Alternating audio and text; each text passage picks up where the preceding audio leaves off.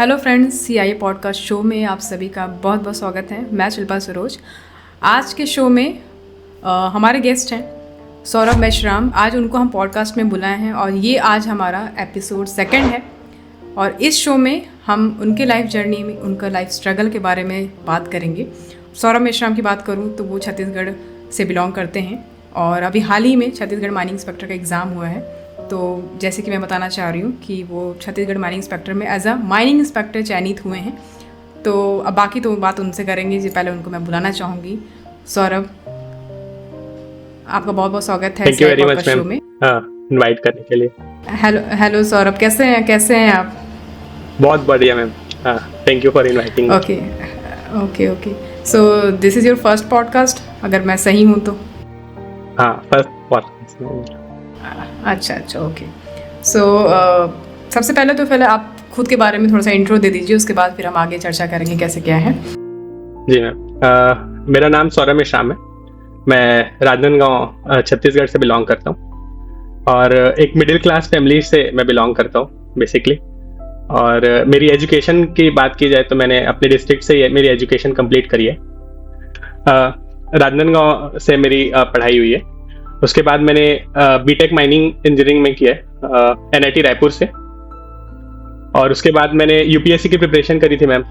3 साल मैंने यूपीएससी की प्रिपरेशन करी है। और उसके बाद IAS?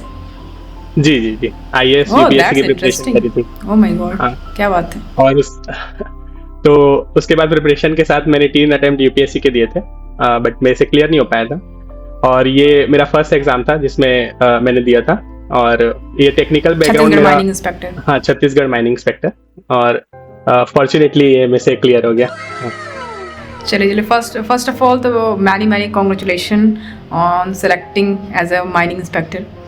Thank you very much. और ये तो बहुत, मेरे को आपसे ज़्यादा खुशी मुझे हो रहा है तो ऐसा, क्योंकि बाय बीइंग अ टीचर, मतलब अगर उनके स्टूडेंट्स का सिलेक्शन हो जाए तो इससे अच्छा क्या हो सकता है। इससे अच्छा बहुत ही ग्रेट न्यूज़ है ये। और अच्छा, तो ये कैसा फील हो रहा है आपको एज अ माइनिंग इंस्पेक्टर बन के? मतलब क्या सोचा था आपने? ऐसा सोचा था कि मतलब ये इस लाइन में जाना था? मतलब ऐसा सोचा था आपने कि पहले से प्लान था कि क्या सोचा है आपने, क्या ड्रीम था आपका? हाँ मैम, एडमिनिस्ट्रेटिव फील्ड में मेरे को जाने से हमेशा एक ड्रीम था कि एडमिनिस्ट्रेटिव और एग्जीक्यूशनरी रोल अगर मुझे मिले तो फॉर्चुनेटली बहुत अच्छा रहेगा। और इसीलिए मैंने जो सिविल सर्विसेज की प्रिपरेशन करी थी, ताकि एडमिनिस्ट्रेटिव और एग्जीक्यूशनरी जो रोल्स हैं वैसे टाइप की अगर पोजीशन मुझे मिले तो मुझे और अच्छी तरीके से मैं एग्जीक्यूट कर पाऊँ। तो जो माइनिंग इंस्पेक्टर के रोल्स रहते हैं वो ऑलमोस्ट एडमिनिस्ट्रेटिव और एग्जीक्यूशनरी रोल्स रहते हैं। तो फॉर्चुनेटली जो रिस्पॉन्सिबिलिटीज हैं वो मैं अच्छे से निभा पाऊँ, यही मैं ट्राई करूँगा। उस रोल के जितने भी ड्यूटीज हैं वो फुलफिल कर पाऊँ। सो जितने भी ऑडियंस हैं हमारा देख रहे हैं तो उनके लिए ये पॉडकास्ट आई थिंक बहुत ज़्यादा बेनिफिट का काम करेगा। उनके लाइफ में एक सीख मिलेगी उनको इससे। और उनके लिए आप क्या कहना चाहोगे कि जैसे अभी तो बहुत कुछ अभी बताना है आपको, लेकिन मैं इस इनिशियल स्टेज पे ही पूछ रही हूँ कि जैसे आप प्रिपरेशन आपने करा है तो ये टाइम पीरियड कितना रहा है जब आपने प्रिपरेशन करी है? और उस फेज़ में बहुत सारे डिफ़िकल्टीज आई होंगी, स्ट्रगल होंगे, डिप्रेशन में हो गए आप, तो थोड़ा सा उसके बारे में थोड़ा सा जानना चाहेंगे ताकि सबको एक सीख मिले इससे कि एक्चुअल में क्या जर्नी था आपका। मैम, मैंने आफ्टर कॉलेज मेरा प्लेसमेंट हो गया था और मैंने 1 साल एज अ एग्जीक्यूटिव इंजीनियर एक सीमेंट कंपनी में मैंने काम किया है। साथ में उसके बाद मुझे पता था कि जो एडमिनिस्ट्रेटिव रोल्स की फील्ड्स हैं वो मेरे को ज्वाइन करनी है, इसलिए मैंने यूपीएससी की प्रिपरेशन स्टार्ट करी थी। नहीं, तो ये आप वहाँ छत्तीसगढ़ में ही जॉब बोल रहे, सीमेंट फैक्ट्री में वर्क कर रहे थे आप? नहीं मैम, मैं सतना एमपी में जॉब कर रहा था। ओह वाह, अच्छा जी। और फिर मुझे यूपीएससी प्रिपरेशन मुझे स्टार्टिंग से ही करनी थी। तो जो जीएस उसमें आता है, जनरल स्टडीज का पोर्शन, जो हर गवर्नमेंट सर्विसेज एग्जाम में यूजफुल रहता है, तो वो प्रिपरेशन करने के लिए मैंने पूरा समंदर है जीएस, पूरा समंदर है तो उसकी प्रिपरेशन के लिए मैं दिल्ली गया था। वहां से मैंने 2 साल प्रिपरेशन किए। यूपीएससी के जितने भी सिलेबस है वो मैंने थॉरली कंप्लीट किए। और उसके बाद मैंने अटेम्प्ट्स दिए थे यूपीएससी के, बट अनफॉर्चुनेटली कुछ मार्क्स से मेरा प्री रुक जाता था। और ये फर्स्ट एग्जाम है जो मैंने यूपीएससी के अलावा दिया है। अनफॉर्चुनेटली ये मेरे से क्लियर हो गया बाय गॉड्स ग्रेस। गॉड्स चलिए, ग्रेस। तो ये नहीं नहीं, ये तो बहुत अच्छी बात। तो थोड़ा इसके बारे में जानेंगे हम कि कितना आपका रैंक आया था और किस हिसाब से आपको लग रहा था कि आपने प्रिपरेशन करी, और अगर आपने करियर इन एक्शन को कहाँ से मतलब ऐसा ढूंढा, कैसे पता चला, थोड़ा इसके बारे में भी जानना चाहूँगी। जी मैम, बिल्कुल बिल्कुल। सबसे पहले जब माइनिंग इंस्पेक्टर का एग्जाम का सिलेबस आया था, तो वो सिलेबस जियोलॉजी पोर्शन पे बहुत ज़्यादा फोकस करता है।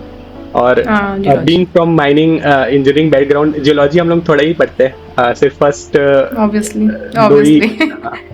तो वो जो सिलेबस है वो सर्च मैंने नेट पे किया था, और चैट जीपीटी में सबसे पहला सजेशन करियर इन एक्शन का ही आया था। मैंने जब सर्च किया तो मैंने आपका जो साइट है वो विजिट करी थी, और फिर मैंने देखा कि आप थॉरली पूरा सिलेबस कंप्लीट करा रहे थे, तो मैंने आपका कोर्स परचेस किया था। और जो टेस्ट सीरीज थी आपकी, जो जिसमें आपने जियोलॉजी स्पेसिफिक जो टेस्ट सीरीज बनाई थी, वो मेरे हिसाब से बहुत हेल्पफुल थी मेरे लिए। उसमें 3 अटेम्प्ट आप सेम टेस्ट सीरीज को दे सकते हैं। मैं हमेशा कुछ क्वेश्चंस मिस आउट कर जाता था कि कंसेप्ट में वो क्लियर नहीं हो रहे, तो मैं बार बार वो टेस्ट सीरीज अटेम्प्ट करता था। वो मेरे को बहुत हेल्पफुल रही, इसलिए बहुत अच्छी बात है। तो फिर जब इसमें आपका इंटरव्यू का सिलेक्शन हो गया था, तो वहाँ पे जब आप इंटरव्यू के लिए गए हो, तो वहाँ पे कोई मिला वहाँ पे पार्टिसिपेंट या कैंडिडेट जो जिसको आप जानते हो या आपके जान का कोई हो या कोई सीनियर हो ऐसा? हाँ मैम, मेरे सुपर सीनियर्स हैं, कुछ 2017 2016 बैच के, और कुछ करंट सीनियर्स हैं माइनिंग हमारे सेम कॉलेज के। तो वो मुझे मिले थे, और उन्होंने मुझे बहुत हेल्प किया है इंटरव्यू प्रिपरेशन में भी। ओह वाह, तो बहुत अच्छी बात है। तो जब आप इंटरव्यू के लिए गए, तो मतलब पहले तो ऑब्वियस सी बात है, ह्यूमन नेचर है, घबराहट होती है, कैसा होगा इंटरव्यू पैनल के सामने जाते ही, मतलब पूरा एकदम घबराहट सब कुछ होने लगता है वहाँ पे। तो उससे कैसे डील करा आपने इसके बारे में? ये तो बहुत ही बड़ा क्वेश्चन है, क्योंकि सबको ये लगता है कि ये घबराहट से कैसे निकलूं। तो क्या आपने क्या अपनाया, क्या रास्ता अपनाया इसके लिए, इसको बताइए थोड़ा सा। जी जैसे इंटरव्यू का कॉल लेटर आया था, तो मैंने बहुत 3-4 मॉक इंटरव्यू कोचिंग्स में दिए थे, ताकि एक फियर जो रहता है फर्स्ट टाइम इंटरव्यू देने का, वो क्लियर हो जाए। और जितने भी जैसे क्वेश्चंस इंटरव्यू पैनल पूछ सकता है, वो एस्टिमेट करके मैंने उसके लिए एक आंसर प्रिपेयर किया था, जो मैं वहाँ पे बोल सकूं। और साथ में जितने भी क्वेश्चंस मैंने ट्राई किए थे कि उसको प्रिपेयर करके रखूं अगर ये मुझसे पूछा जाएगा, तो वो हमेशा हेल्पफुल रहा। थोड़ा कॉन्फिडेंस बूस्ट हुआ उससे, और नर्वसनेस ऑलमोस्ट फर्स्ट इंटरव्यू रहता है तो थोड़ा सा आता ही है। तो वो था, बट तो कैसे इंटरव्यू पैनल कैसे थे, मतलब उनका इंटरव्यू पैनल कैसे थे, मतलब काफी कोऑपरेटिव थे?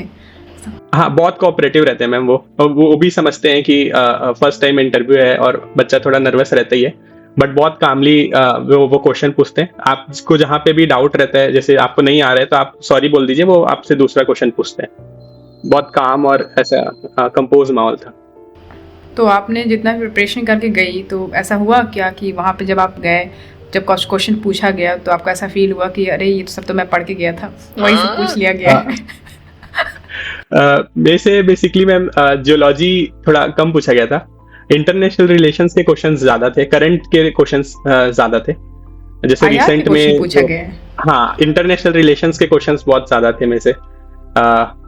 और साथ में ही जैसे अभी रिसेंटली मेक्सिको जो कार्टेल एक है जहाँ पे ड्रग रिलेटेड इश्यूज हो रहे हैं, जो यूएसए के सिस्टम में इन्फिल्ट्रेट कर रहे हैं, वो वाला एक क्वेश्चन था। मोनार्की के रिलेटेड बहुत सारे क्वेश्चंस थे, IMF करेंसीज के क्वेश्चन थे।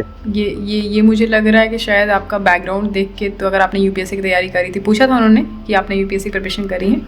नहीं मैम, इसमें पर्सनल क्वेश्चंस नहीं आते हैं, पर्सनल क्वेश्चंस नहीं मतलब जैसे उनके पास तो होगा ना कि अगर आपने तैयारी करी है, यूपीएससी की प्रिपरेशन करी है, ऐसा कुछ? जी नहीं, उसमें बस क्वालिफिकेशंस ही रहते हैं, एक्स्ट्रा सेक्शंस नहीं रहते जिसमें आप कुछ फिल अप कर सकें। नहीं तो फिर ये क्योंकि जैसे कि आपका डिसिप्लिन जो था, उस डिसिप्लिन के हिसाब से क्वेश्चन जैसे पूछा जाता है, तो ये तो फिर करंट अफेयर्स और फिर ये इंटरनेशनल रिलेशंस क्वेश्चंस आ गए, तो ये तो फिर आउट ऑफ बाउंड्री क्वेश्चन आ गया। तो आगे लोग तो प्रिपेयर करके गए ही नहीं होंगे, वो तो प्रिपेयर करके गए होंगे अपना डिसिप्लिन। हाँ, मतलब मैंने जितना सोचा था कि मेरे आपने तो भाई आपने तो तैयारी करी है यूपीएससी की, तो आपको तो नॉलेज होगा। जी इसका नॉलेज होगा आपको, आप कोप कर लोगे इससे। लेकिन जो जी तैयारी जिनकी नहीं है जीएस पोर्शन की, वो लोग तो फिर गए खत्म। हाँ बिल्कुल मैम, मेरे हिसाब से ऐसा रहा कि एक करेंसी वाला क्वेश्चन मुझसे पूछा गया था। हाँ। और उसके बाद सर जो थे उन्होंने मुझे आईएमएफ के रिगार्डिंग क्वेश्चन पूछा, तो फॉर्चुनेटली मैंने उसका आंसर दे दिया, तो फिर उसके बाद वो पूरा जो है डायरेक्शन वो इंटरनेशनल हो गया। तो सोचे कि थोड़ा सा और पूछते हैं, देखते हैं कितना नॉलेज जी है इनको। चलिए, बहुत अच्छी बात है ये। ओके, सो ये तो है। बाकी हम इसकी बात करेंगे छत्तीसगढ़ माइनिंग इंस्पेक्टर की, तो ये तो नॉन गजेटेड पोस्ट है। जैसे जी कि हम जिसके पहले जब मैंने इंटरव्यू लिया था तो मंटू सिंह का लिया था मैंने, यूपी पीसीएस में उनका माइनिंग इंस्पेक्टर के तौर पे हुआ था। तो वो जो है वो गजेटेड पोस्ट थी, तो वो रैंक मतलब 3 स्टार मतलब 3 स्टार रैंक था उसका। बट ये जो है आपका छत्तीसगढ़ माइनिंग इंस्पेक्टर का स्टार नहीं है, मतलब ये नॉन गजेटेड पोस्ट ऑफिसर है और क्लास 3 में आता है ये। जी है ना? मैम मैं ये नहीं, मैं कुछ कहना चाहूंगा, एड अप करना चाहूंगा। बिल्कुल बिल्कुल। हाँ हाँ। मैंने कंसल्ट किया था जो हमारे आसपास नोन पर्सन्स हैं जो इस फील्ड से थोड़े रिलेटेड है, तो उन्होंने मुझे यही कहा था कि ये इसमें भी 3 स्टार पोस्ट है ये, और 3 स्टार यूनिफॉर्म पोस्ट है, शायद नॉन गेजेटेड है बट जी। तो ऐसा है, जहाँ तक मुझे पता है कि नॉन गैजेटेड पोस्ट में शायद स्टार नहीं होता है शायद, अगर ये ऐसा है तो इसलिए मैंने बोला आपको पहले। फिर आप बता रहे हैं जैसा अगर है, तो अगर ऐसा होगा फिर 3 स्टार होगा ये भी जी। तो चलिए, बहुत अच्छी बात है ये तो हो गई आपके पूरा स्ट्रगलिंग फेज। तो कैसे आपने तैयारी करी, जर्नी कैसा रहा आपका। अभी थोड़ा सा हम आपका पूरा बैकग्राउंड समझते हैं, पहले जानते हैं, क्योंकि जितने भी ऑडियंस है सबको ये जानना है कि एक्चुअली में आपके लाइफ में क्या चल रहा है, कैसे आपने यहाँ तक कैसे आप पहुँचे हो, है ना। तो उसी तरीके से चलते हैं फिर। तो सौरभ, मुझे ये बताइए कि आप किस टाइप के पर्सन हो, मतलब कैसी पर्सनैलिटी है आपकी। अब ये ऐसा क्वेश्चन है कि थोड़ा सोचना पड़ेगा आपको कि what kind of personality you have, ये थोड़ा सा बताना पड़ेगा। जी अगर मैं खुद को ऐसा कैलिबर करना चाहूँ तो मेरे हिसाब से थोड़ा सा फनी और फनी इंट्रोवर्ट एक्सट्रोवर्ट डिपेंड करता है मैम सामने वाला पर्सन से कन्वर्सेशंस कैसे हैं। मोस्टली मैं एक्सप्रेस कर देता हूँ। ये तो बहुत ही अलग सा जवाब हो गया कि डिपेंड करता है, पर्सन टू पर्सन डिपेंड करता है कि मैं इंट्रोवर्ट हो जाता हूँ कि मैं एक्सट्रोवर्ट हो जाता हूँ। मतलब मैं शेयर कर लेता हूँ अपने थॉट्स अगर रहते हैं तो मुझे तो फिर तो आप एक्सट्रोवर्ट हुए ना, फिर तो आप एक्सट्रोवर्ट हुए। चलिए, बहुत अच्छी चीज़ है ये एक्सट्रोवर्ट होना। जैसे अभी आप तो माइनिंग इंस्पेक्टर बन गए, बट आपको जैसे आपने बताया कि आपको सिविल सर्वेंट बनना था जी, राइट। तो अभी क्या मतलब, जैसे माइनिंग इंस्पेक्टर का तो आप चयन हो गया है आपका, तो क्या अभी आप फिर से तैयारी करोगे आईएएस की मतलब। मैम लाइफ में हमेशा प्रोग्रेस सीख करना चाहिए और सब करियर ग्रोथ चाहते ही हैं। ये फील्ड बहुत अच्छी है, मैं अपना पूरा प्रोफेशनली जितना इस फील्ड में दे सकता हूँ 100% दूंगा, बट अगर मुझे टाइम मिलता है तो मैं चाहूँगा थोड़ा प्रिपरेशन कर सकूँ और आगे। चलिए, बहुत अच्छी बात है। हमेशा हम सिंपल से कॉम्प्लेक्स की तरफ जाते हैं, यही डार्विन्स का थ्योरी है जी। तो वो तो है, लेकिन बाकी देख लीजिए आपको जैसा सही लगे, क्योंकि ये यहाँ तक पहुँचना भी सबके बस की बात नहीं होती है ना। जी जी जी बिल्कुल। अगर आपने यहाँ तक पहुँचे हो तो उसका बिल्कुल वो करना है कि इसी में मुझे रहना है, ऐसा करके मैं तो ये कहूँगी कि आप यही कंटिन्यू करें। नहीं, ये फील्ड और क्योंकि वैसे भी मुझे पता है कि टाइम नहीं मिलेगा, जहाँ तक मुझे पता है कि जितने भी अभी माइनिंग इंस्पेक्टर हुए हैं उनका जर्नी सुनती हूँ तो फिर मुझे दुख होता है कि भाई टाइम नहीं मिल रहा है, तो कैसे करेंगे तैयारी फिर आगे। जी नहीं हो पाएगा, फील्ड वर्क ज़्यादा है तो फिर कैसे हो पाएगा। जी जी। तो ठीक है, तो अभी नेक्स्ट क्वेश्चन ये है कि आपका स्ट्रेंथ और वीकनेस क्या है। ओके सौरभ, तो मैं ये पूछ रही थी आपसे कि आपका स्ट्रेंथ और वीकनेस क्या है, इसके बारे में थोड़ा जानना चाहेंगे। एक इम्पॉर्टेंट हिस्सा है जो हर इंसान की लाइफ में आता है, एक स्ट्रेंथ क्या है आपका, वीकनेस क्या है, और उससे इंसान किस तरीके से कोप अप करता है। जी पहले वीकनेस की बात कर लेते हैं। वीकनेस बताएंगे? अच्छा, वीकनेस बता दीजिए। पहले वीकनेस बता दीजिए जी। तो वीकनेस बोलूँ तो मुझे ऐसा लगता है कि चीज़ों को परफेक्ट करने पे जो थोड़ा मैं जोर देता हूँ उसमें थोड़ा टाइम हो जाता है और टाइम लगता है, टाइम टेकिंग हो जाता है। थोड़ा टाइम टेकिंग हो जाता है और सारे प्लस माइनस को ऐसा मेजर करते करते भी टाइम हो जाता है। तो ऐसा मुझे लगता है कि वो चीज़ों को परफेक्ट करने वाला जो है उसको थोड़ा सा ठीक करना है मुझे। हर चीजें बहुत परफेक्ट नहीं हो सकती। टाइम टेकिंग है आप। हाँ, मतलब जैसे डिसीजन ले लेने के बाद मैं मतलब उसे मेजर करता हूँ कि हाँ मैंने डिसीजन लिया, ये प्लस ये माइनस, उसमें मुझे ऐसा लगता है थोड़ा टाइम हो जाता है। और स्ट्रेंथ की बात करूँ तो सबसे पहले ये फैमिली, बस यही वीकनेस है, बस यही वीकनेस है आपकी। और और चीजों को थोड़ा सा जैसे ओवर वीकनेस थिंक कर ऐसा लेना। होता है कि जैसे वीकनेस ऐसा होता है कि कोई आपका फ़ायदा उठा ले, ये होता है वीकनेस। और वो वीकनेस आपको पता है कि यार मैं यहाँ पे बहुत ज़्यादा कमज़ोर पड़ जाता हूँ। तो ये हाँ मेरा जैसे, वीकनेस हाँ अगर आप पूछोगे आप तो बताओ। मेरा अगर वीकनेस पूछोगे तो मैं बताऊँ आपको कि देखिए अभी मैं सामने जो हूँ ना, यूट्यूब पे हूँ, तो यूट्यूब पे जो मुझे देखते हैं सारे लोग, सारे स्टूडेंट्स जो देखते हैं, उनको वो लगता है जो मैं दिखा रही हूँ। किसी को मेरे पर्सनल लाइफ के बारे में नहीं पता है। मैं हूँ बहुत इमोशनल, मैं बहुत इमोशनल लड़की हूँ, किसी को नहीं पता है ये चीज़। तो वही चीज़ बता रही हूँ आपको कि मैं इमोशनल होना ये वीकनेस नहीं है, लेकिन इमोशनल कंडीशन में क्या मैं कर रही हूँ जो मुझे वीक कर रहा है, तो ये हो सकता है कि बड़ा फैक्टर है ये। मैं हूँ इमोशनल, तो अब हूँ तो हूँ, उसमें ये थोड़ा है कि परेशान हो जाऊँ कि नहीं मैं इमोशनल हूँ, मैं ये वो तो वो है, वो पर्सन टू पर्सन वेरी करता है। तो वही मैं पूछ रही हूँ आपसे कि आपका क्या वीकनेस है। हाँ, एक आप ये जो आपने बताया उससे मेरे को एक याद आ रहा है कि जैसे मैं नो नहीं बोल पाता ज्यादा जल्दी। जैसे कुछ, नो नहीं बोल पाते, ये तो बहुत ही बड़ा हाँ वो हो गया मुद्दा। नो ना नहीं बोल पाना किसी को, ना नहीं तो बोल इस तरीके पाता। से तो फिर आप लोग आपका पूरा जी भर के फ़ायदा उठाएंगे, आप कुछ नहीं कर सकते हैं। हाँ तो वो है, वो एक थोड़ा है, तो उसको मैं अभी थोड़ा ठीक कर रहा अब सबसे कि पहला मैं बात बताऊँ आपको कि जैसे अगर कोई पैसा मांग रहा है आपसे, भले वो 5,000 6,000 जो भी है, लेकिन अगर जब पैसा मांग रहा है तो उस समय उसकी कंडीशन देखिए आप कैसे मांगता है पैसा। ठीक है, बहुत बुरी मतलब उसका जो एक्सप्रेशन होगा ना वो इतना दयनीय होगा कि आप देखोगे, बोलोगे नहीं मैं दे दे रहा हूँ पैसा, तुम्हें दे दे रहा हूँ, 5 ले लो तुम, वापस कर देना मेरे को। 5-6 हज़ार आप दे दोगे उसको, ठीक है। लेकिन जब वही पैसा आप बोलोगे कि मुझे 1 महीने बाद चाहिए, उस पैसे को पाने के लिए आपको जो मशक्क़त करनी पड़ेगी ना, वो मत पूछिए। मत पूछिए। तो हाँ, मत पूछिए उसको, वो उससे ज़्यादा दर्द नहीं है, तो वही हो जाता है कि जो मांगा है उससे मैं कुछ कैसे पैसा निकलवाऊँ उससे। वही, और फिर सामने वाला इस तरीके से बिहेव करता है कि लाइक दे दूंगा यार, दे दूंगा ना, कौन सा बहुत सारा समय हो रहा है। तो ये ऐसा सीन हो जाता है। लोग नहीं समझते हैं कि पैसे की वजह से रिश्तों में दरार आती है, नहीं समझते हैं ये चीज़ें। जी तो मेरा तो बहुत सिंपल सा फंडा है कि मैं देती ही नहीं पैसा किसी को। मेरा सिंपल सा फंडा है कि पैसे की वजह से अगर रिश्ते ख़राब हो रहे हैं तो मुझे देना ही नहीं किसी को देना पैसे। ही है। जी जी जी। तो वो चीज़ें हैं। बाकी आप जैसे बता रहे हो कि मना नहीं कर पाता हूँ, तो न मना नहीं कर पाते हो तो फिर लोग आपको बहुत अच्छे से फ़ायदा उठाएंगे। जिस दिन आपने ना करना शुरू किया उस दिन देखना रिश्ते बहुत दूर खड़े रहेंगे, वहाँ पे उस कोने में ऐसे वैसे। जी तो वो ये वाला होता एक है एरिया जिसको थोड़ा मेरे को ठीक करना है।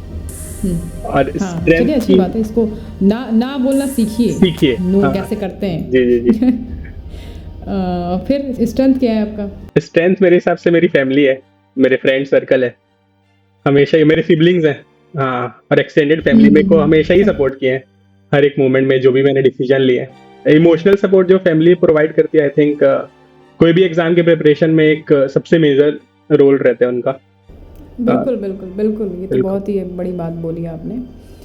तो मैं ये कह रही हूँ कि जब आप ये स्टडिंग पीरियड में थे, ठीक है, प्रिपरेशन कर रहे थे, जब आप उस दौरान मतलब ऐसा हुआ क्या कभी कि आप डिप्रेस्ड हो गए हो, बहुत ज़्यादा डिप्रेशन में चले गए हो और आपको ऐसा लग रहा हो कि अब नहीं होगा मेरा कुछ, मैं छोड़ देता हूँ पढ़ाई वढ़ाई, ऐसा कुछ हुआ क्या? डिप्रेशन फेज तो नहीं बोलूंगा मैम, बट हाँ ऐसा ब्रेक डाउन जो रहता है, जो आप फुल मोटिवेशन जहाँ पे आपका ब्रेक डाउन हो जाता है, वो फेजेस मेरे बहुत आए हैं।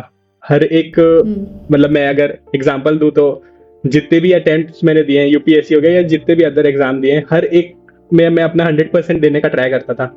बट कुछ सर्कमस्टेंसेस बोलो या सिचुएशन बोलो, उसके कारण से वो फुल यूटिलाइजेशन नहीं हो पाता था मेरे से, और फुलफिल नहीं हो पा रहा था। और ऐसा लग रहा था कि चाहे मैं अपनी फुल पोटेंशियल में भी पढ़ूं, फिर भी कितना भी कर लूं, कितना भी मैं कर दूं, नहीं हो रहा है।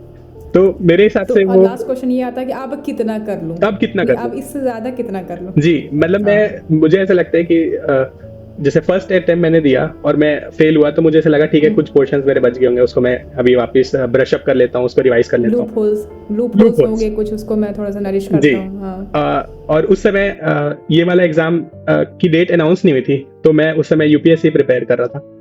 तो फिर उसमें मैं फर्स्ट अटेम्प्ट फेल हुआ, फिर मैंने देखा कि हाँ मेरा सिलेबस का पोर्शन कंप्लीट नहीं हुआ है, उसको करता हूँ। फिर वो किया सेल्फ स्टडी से पूरा 1 साल, और फिर कुछ मार्क्स से मेरा प्री रुक गया।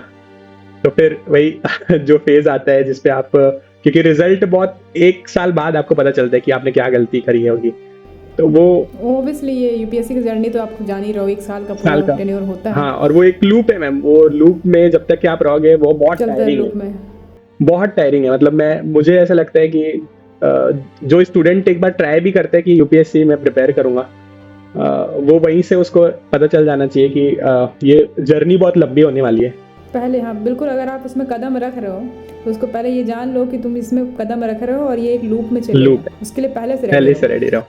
ऐसा है। तो डिसीजन लेते समय मैंने जिसको हम बोलते हैं माया, बोलिए जिसको बोलते हैं माया जाल, बिल्कुल बिल्कुल माया जाल में फंसे रहो। हाँ, तो मैं जब मतलब मुझे स्टार्टिंग से ही क्लियर था कि गवर्नमेंट सर्विस की प्रिपेयर करनी है, बट एक मतलब मैंने कंसल्ट किया था जो भी इस फील्ड में है, प्रिपेयर कर रहे हैं, तो उन्होंने मुझे बताया था कि आप पहले 10 बार सोचो अगर आपको इस फील्ड में आना है तो मैं क्लियर था पहले से कि मुझे जाना ही है। और मैंने उसी लिए जॉब भी मैंने कर रहा था, मैंने छोड़ी थी जॉब उसी लिए। तो फेज बहुत टायरिंग रहता है। कंसिस्टेंसी तो आपकी अच्छी थी, कंसिस्टेंसी यही तो स्ट्रेंथ हो गई आपकी। कंसिस्टेंसी आपने मेंटेन करा बहुत ज्यादा। बट वो 3 इयर्स की जो जर्नी है मैम, मेरे हिसाब से जॉब छोड़ के प्रिपरेशन करना मतलब ये एक अलग ही मतलब मोटिवेशन है अपने आप में।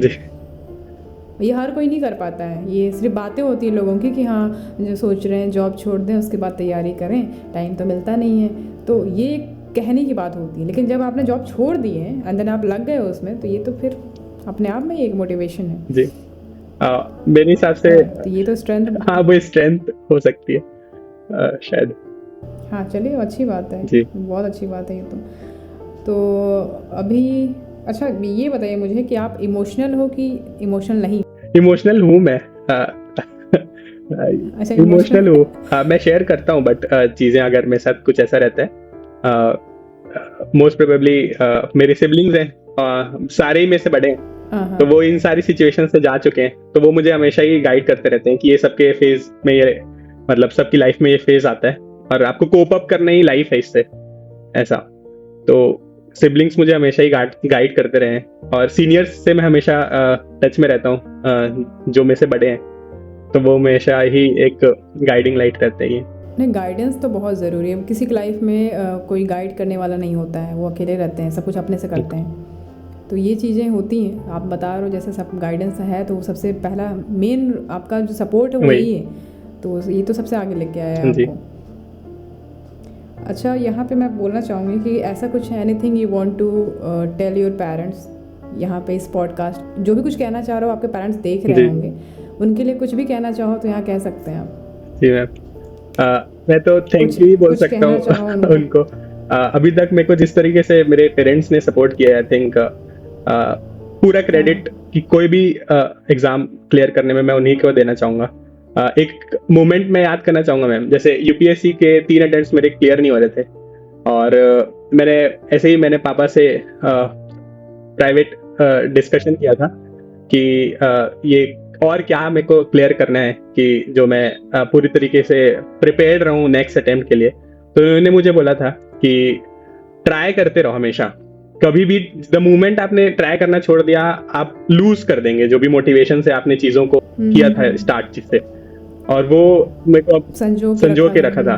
तो उन्होंने मुझे जैसे सीजी पोर्शन जब मैं स्टार्ट करा था, तो वो मुझे बैठ के खुद पढ़ाए हैं कि ये वाला पोर्शन है, इसको तू ऐसा पढ़, और ये मत सोच की चीजें याद नहीं हो रही है, क्योंकि 3 अटेम्प्ट के बाद मैं ऑलमोस्ट ऐसा बहुत डाउन हो चुका था। मैं रोता भी था थोड़ा सा कि मतलब डिसीजन कुछ गलत तो नहीं ले लिया मैं कि इस प्रिपरेशन जर्नी में आया था मैं। और फाइनेंशियल जो सोर्सेज रहते हैं उसको कट आउट करके किसी चीज की प्रिपरेशन करना, वो एक बहुत बड़ा डिसीजन रहता है। बिल्कुल। तो मुझे हमेशा लगता था कि कहीं मेरे डिसीजन गलत तो नहीं हो गया। तो मुझे हमेशा ही पापा मोटिवेट करते रहे कि आपने अगर डिसीजन ले लिया तो आप उस पर कंसिस्टेंट रहिए। ऐसा नहीं है कि अब मैंने डिसीजन ले लिया, आप उसमें फेल हो गए, अब मैं दूसरा कुछ देखूंगा, ऐसा है। तो मुझे अभी भी याद है, मैं तो अभी भी पापा से वही डिस्कस करता हूँ कि वो जो फेज है जिसमें मेरे को पेरेंट्स ने बहुत हेल्प किया, तो वो बहुत फॉर्चुनेटली मेरे लिए पॉजिटिव रहा। मेरे सिबलिंग्स ने बहुत हेल्प किया मुझे हमेशा ही, तो फॉर्चुनेटली बहुत अच्छा रहा। अच्छा, ये पापा के लिए आपने डेडिकेशन दिखा दिया, मम्मी के लिए क्या कहना मम्मा तो चाहते हैं? हमेशा ही पॉजिटिव मतलब सपोर्ट में ही रहते हैं, कुछ भी है मम्मा हमेशा ही हेल्प करती हैं। जैसे हमेशा एक इमोशनल जो शोल्डर चाहिए रहता है वो मम्मा का ही रहता है ऑलमोस्ट, कनेक्शन। तो मम्मा तो हमेशा ही है साथ में। जी चलिए चलिए, ये तो बहुत अच्छी बात है। कोई ऐसा फ्रेंड सर्कल जिसको आप यहाँ पे उसके लिए कुछ बोलना बिल्कुल। चाहो, दो शब्द कह सकते हो जी मैम। कि कोई ऐसा फ्रेंड जिसको आपको लग रहा है कि भाई वो हमेशा खड़ा रहा है जी। मेरे लिए, हर एनी सिचुएशन एनी कंडीशन वो रहा है, तो आप ले सकते हैं नाम जी यहाँ मैम। पे। सबसे पहले तो मेरे फ्रेंड सर्कल में मेरे जितना भी ग्रुप है, मैं सच में दिल से थैंक यू बोलना चाहूंगा। हमेशा ही हेल्प किया है उन्होंने। चाहे जैसे फॉर एग्जांपल जब आप चीज़ों को प्रिपेयर करते हैं, आप कट आउट हो जाते हैं लोगों से, आप थोड़ा एक ककून में आ जाते हैं। जब भी आप प्रिपेयर कट आउट हो जाते हैं, फ़ोन कॉल्स नहीं उठाते, चीज़ें जैसे इवेंट्स हैं वो अटेंड नहीं करते। हाँ, बट मेरे फ्रेंड्स ने कभी मुझसे ऐसा नहीं कहा। वो जब भी कॉल करते थे, मैं कॉल नहीं पिकअप किया तो वो मुझे मैसेज कर देते कि ठीक है पढ़ ले, बाद में हम लोग आराम से मस्ती करेंगे। तो मैं सारे फ्रेंड्स को थैंक यू बोलना चाहूँगा। एक्चुअली मेरा सर्कल जो है वो स्कूल फ्रेंड्स का ही है, हम लोग नर्सरी से ऑलमोस्ट साथ में हैं। तो और कॉलेज के मेरे जितने फ्रेंड्स हैं, इंटरव्यू प्रिपरेशन से लेके लाइफ के हर फेज में जब भी मुझे फाइनेंशियली थोड़ा हेल्प चाहिए है, बिना कुछ पूछे कि क्या किस लिए चाहिए पैसे दे, वो सेंड करते हैं। तो वो हमेशा ही नहीं तो at least you should take their name ना, नाम तो बिल्कुल देना मैम। बनता है सबसे फिर पहले यहाँ तो पे मेरा लोगों का। ऐसे ऐसे ग्रुप में ऐसे ग्रुप में कैसे समझ पाओगे बिल्कुल कि कौन फ्रेंड्स किसकी बात कर मैं रहे हो? सबके नाम लेना चाहूंगा, क्योंकि एक ऐसा स्पेसिफिक सभी ने एक प्रॉपर पुश किया है मुझे। तो सबसे पहले मैं अपने भाई का नाम लेना चाहूंगा, विजय मेश्राम, बहुत हेल्प किया। मेरे भैया हैं दुर्गेश मेश्राम, बहुत हेल्प किया उन्होंने मुझे। मेरी 3 दीदियां हैं, मनीषा, निशा, अर्चना। मेरे जीजा जी हैं, राजकुमार जीजा जी, सौरभ जीजा जी, सिद्धार्थ जीजू। तो बहुत हेल्प किया इन्होंने मुझे हर एक फेज में। कभी भी मुझे क्वेश्चन नहीं किया कि ये डिसीजन कुछ गलत तो नहीं हो गया। कोई भी एग्जाम में फेल करता तो हमेशा सपोर्ट करते कि इससे सीख रहे तू, इसको ये मत ले कि इससे डाउन हो गया, क्योंकि एग्जाम में बैठना ही एक बहुत बड़ा चैलेंज रहता है। तो उसको क्लियर किया है, तो वो एक है। और स्कूल के मेरे पूरे फ्रेंड सर्कल जो अभी मेरे साथ हैं, उनको मैं थैंक यू कहना चाहूंगा। मेरा कॉलेज का फ्रेंड सर्कल है, बहुत हेल्प किया उन्होंने, क्योंकि जैसे माइनिंग से मैं ऑलमोस्ट थोड़ा सा जब यूपीएससी प्रिपेयर कर रहा था तो जीएस पोर्शन ज्यादा फोकस कर रहा था। तो माइनिंग में वापस ऐसा लाने का जो है मैं क्रेडिट मैं अपने पूरे कॉलेज फ्रेंड्स को देना चाहूंगा।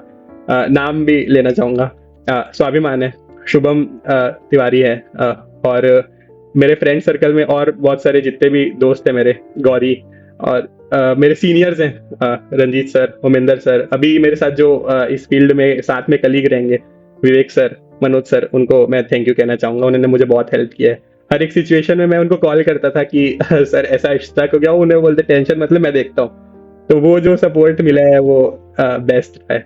चलिए, बहुत अच्छी बात है। जितनों का भी आपने नाम लिया है, सबको डेडिकेट करते हो आप, उन सबको मैं बधाई देना चाहती हूँ कि फाइनली आपके सबसे खास दोस्त का या जिनका जो भी रिलेशन है, तो फाइनली जो है वो एज अ माइनिंग इंस्पेक्टर बन गए हैं अभी। तो ये तो बहुत ही खुशी की बात है। बाकी पार्टी आप इनसे ले सकते हैं। वो उन सबका अपना पर्सनल, मैं क्या बोलूँ यहाँ पे। बाकी ये सब तो हो गई बातें। बाकी एक चीज़ और पूछना चाहूँगी कि ऐसे अभी तो अब ज्वाइनिंग हो जाएगी आपकी, आफ्टर दैट फिर आगे लाइफ कैसे, मतलब लाइक व्हाट अबाउट मैरिज, सोचा है कि आपने कैसे क्या किस टाइम, मतलब कैसी which kind of girl you want to marry? अभी मैरिज का तो नहीं सोचा। ऐसा कुछ सोचा? मतलब ऑब्वियसली बात है, कोई भी सोचता है कि थोड़ा सा एक एक्सपेक्टेशन होती है। अब वो तो ह्यूमन नेचर है, तो एक्सपेक्टेशन तो होगी। अगर ह्यूमन क्वालिटीज की स्पेसिफिक बात करें तो मेरे हिसाब से कंपैशन एक चीज रहती है जो चीज़ों और सिचुएशंस को अंडरस्टैंड करने में थोड़ी हेल्पफुल रहती है। आप दूसरे की शूज़ में रह के समझ सकते हैं नहीं, सिचुएशन।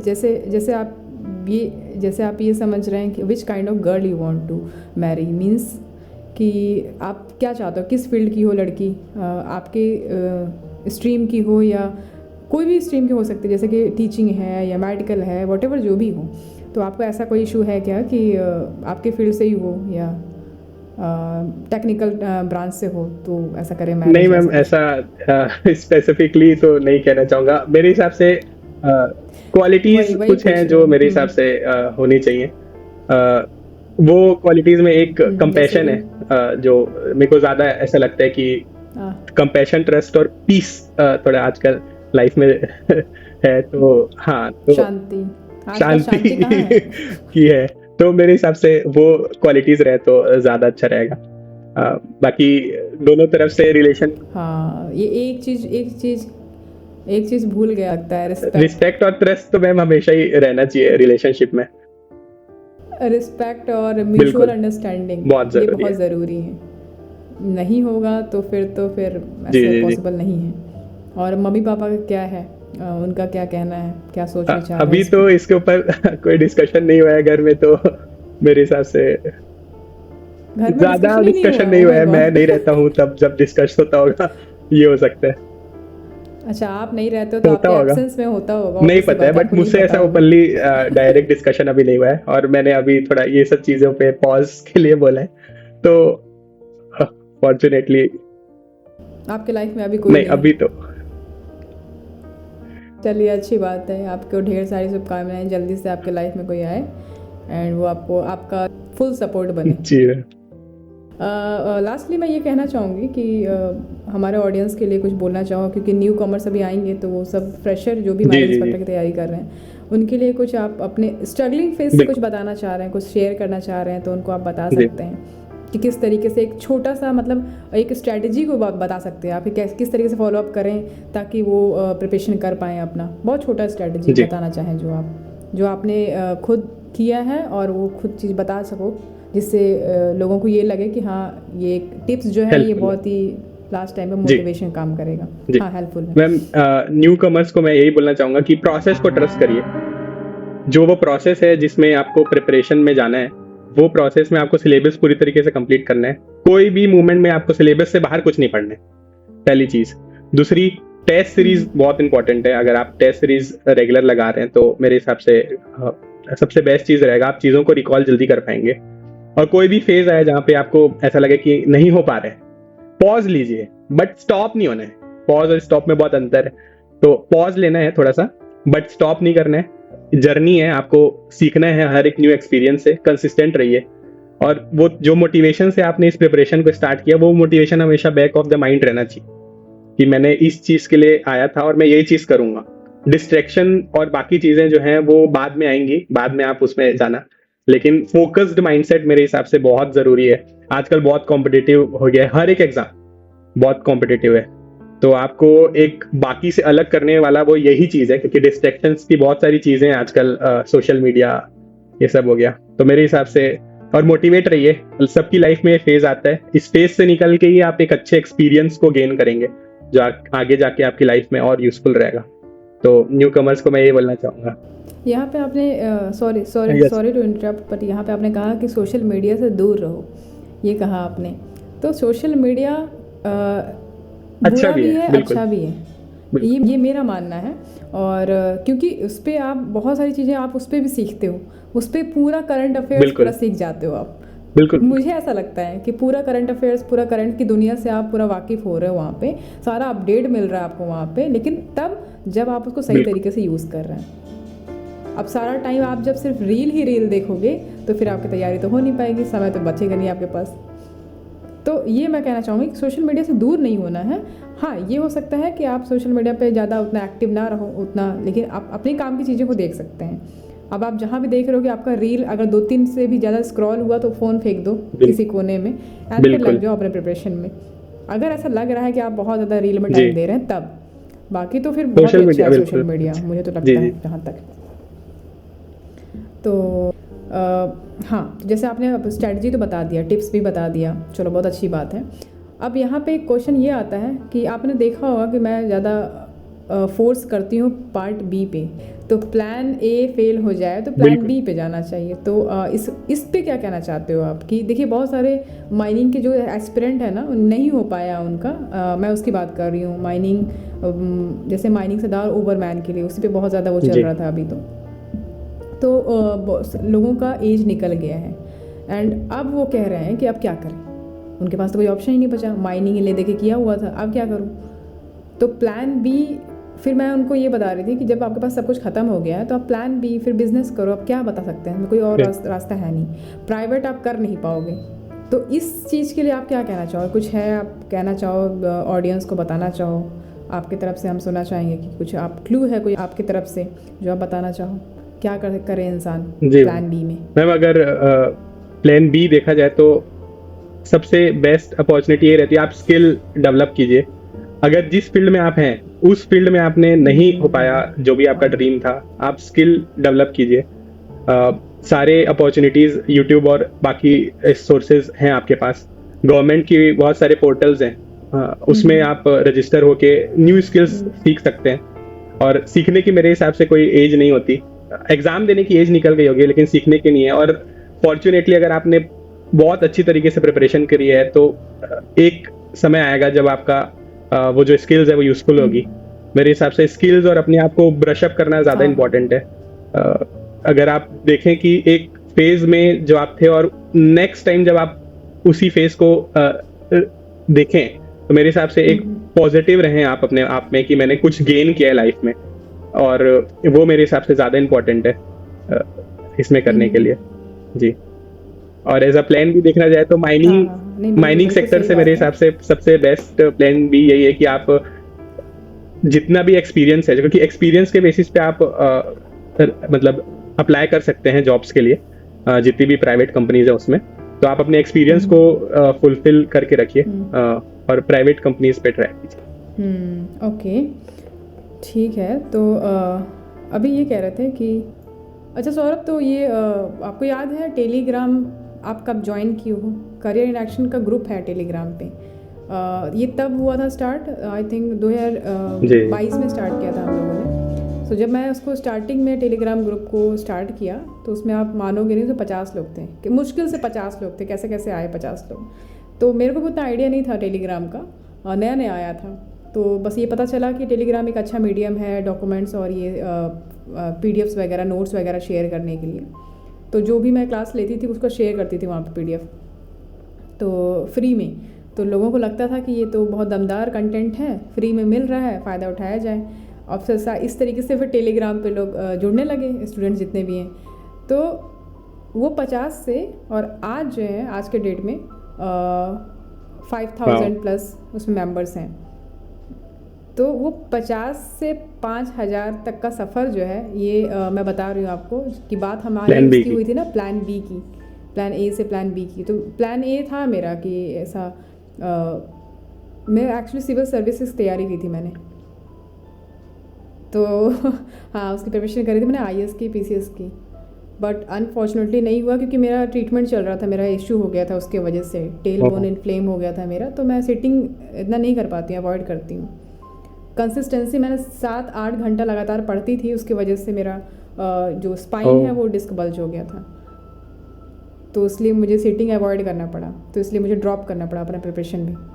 तो फिर मैं सोची कि ऐसे तो वो नहीं हो पाएगा, कुछ तो करना पड़ेगा मेरे को। और टीचिंग एबिलिटीज़ मेरे अंदर था हमेशा से। तो फिर मैंने यूट्यूब सोचा स्टार्ट करूँगी।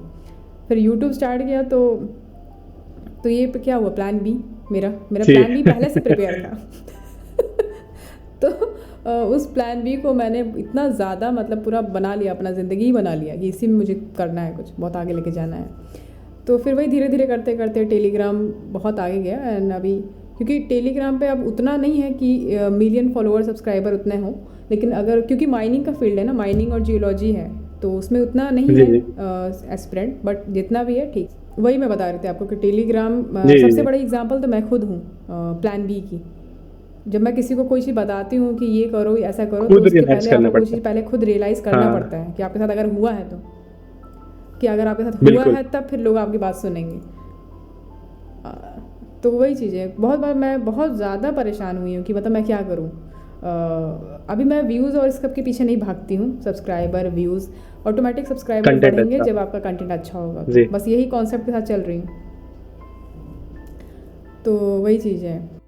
ओके सौरभ, सो लास्ट में मैं यही बोलना चाहूँगी कि जितने भी हमारे ऑडियंस देख रहे हैं, जितने भी न्यू फ्रेशर जो आने वाले हैं, उन लोगों के लिए कोई मैसेज देना चाहते हो आप, जो उनके लाइफ में बहुत ज़्यादा हेल्पफुल रहे? जी मैम, एक कोट है, वो हमेशा से ही मेरे को मोटिवेट करता आया है। निकोला टेस्ला बहुत फेमस पर्सनैलिटी हुए, उनका वो कोट है कि there is no right time, there is only right now. एक प्रेजेंट मोमेंट पे आप जितना फोकस करेंगे वो ज़्यादा इंपॉर्टेंट है। फ्यूचर का सोच सोच के प्रेजेंट मोमेंट को वेस्ट करना सही नहीं है।